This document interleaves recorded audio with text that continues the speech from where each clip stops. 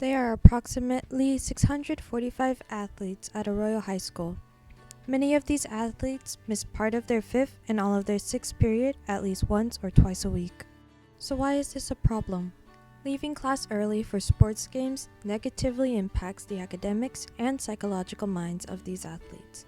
In a survey of 92 student athletes, 90% of them claim that they do not think that missing class for sports games is a good practice. In addition, about 87 of the student athletes at some point feel unprepared for the next day of instruction in the classes that they missed.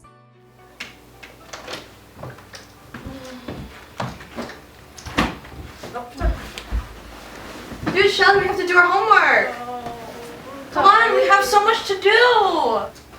Well, we have to leave class early. We don't really need to do that.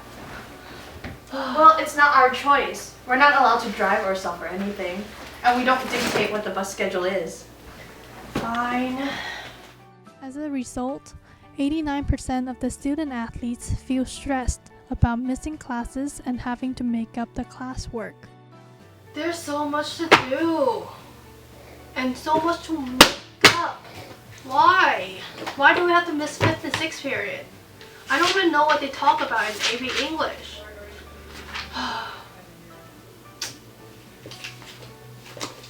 Fine. 92% of these athletes claim that if they do not have to leave early, it would be easier for them to attain good grades.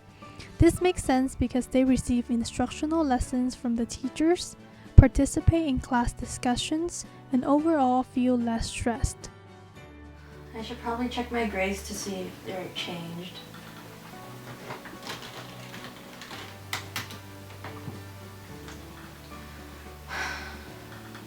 My grading calculus dropped again. Guess I should just start doing my calculus work.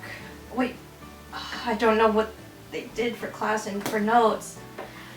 I should ask my classmates what they did. Darn it, no one's online.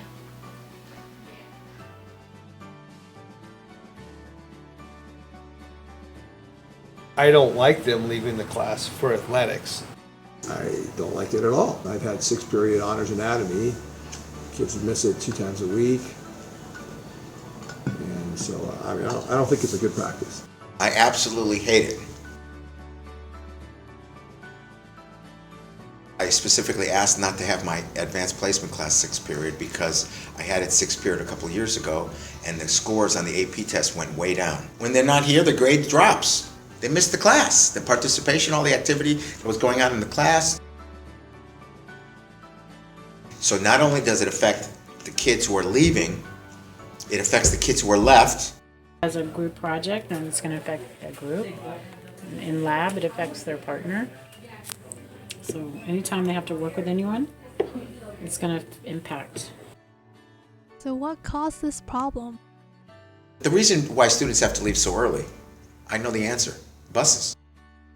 According to District Policy AR 3541A, elementary school students are eligible for transportation services to and from school. Transportation services may be provided or arranged by the district for school activities, and these activities include sports games. The problem with this policy is that it prioritizes the transportation for elementary school students over the transportation for high school athletes. As a result, school buses have to pick up athletes early and drop them off at the opponent school so they can come back in time to provide transportation for elementary school students. As a result, we must change this unfair policy. The buses for high school athletes should be placed on the same priority as buses for picking up and dropping off elementary school students. This change in policy may then help reallocate the money for transportation, and more funding will go towards hiring more bus drivers. So the elementary school students and high school athletes do not share the same busing system. Therefore, high school athletes will no longer have to miss as many classes as they do now. Well, what can you do?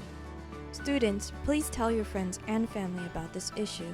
If you are a parent or staff member, please contact the district office and file a complaint on the District Policy 3541A. Counselors, you can help too! Avoid placing AP, lab science, and project-based courses in 6th period. Finally, school board members, you should investigate into this issue, change the policy, and invest money where it is needed.